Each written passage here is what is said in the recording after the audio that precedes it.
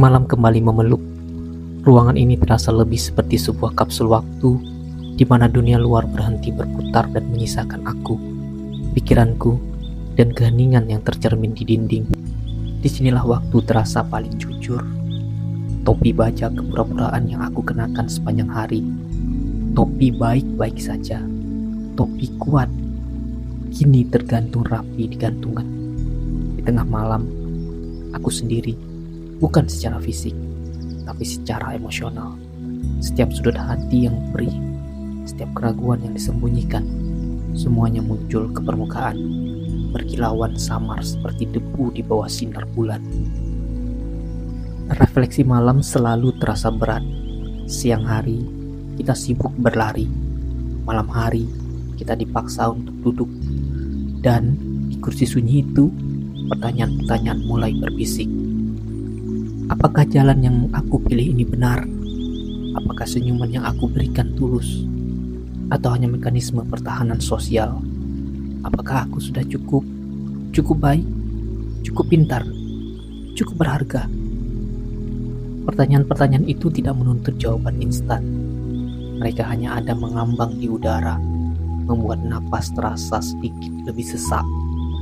Melankolis ini bukan kesedihan yang meledak-ledak. Ia adalah duka yang tenang, semacam penerimaan pahit bahwa hidup itu rumit.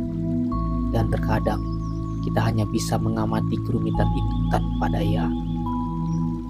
Di luar sana, kota juga tidur. Lampu-lampu padam menyisakan beberapa titik yang masih terjaga, seperti jiwa-jiwa yang masih gelisah mencari tempat berlabuh, atau mungkin sama-sama sedang bergulat dengan malamnya masing-masing.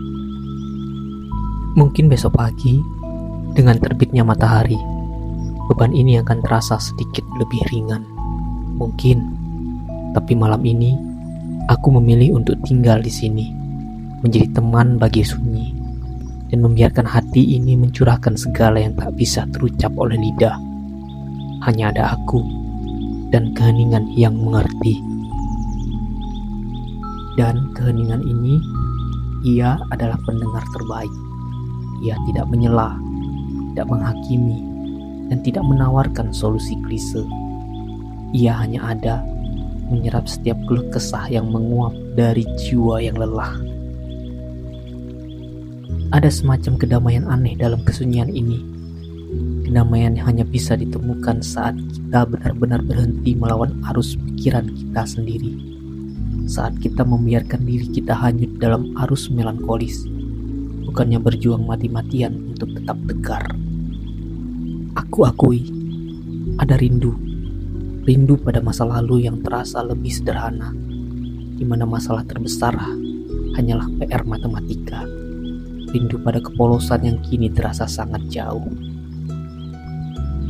Tapi rindu itu juga fana, seperti kabut pagi yang akan hilang saat matahari menyentuhnya. Yang tersisa hanyalah momen ini, nafas yang masuk, nafas yang keluar, detak jantung yang teratur.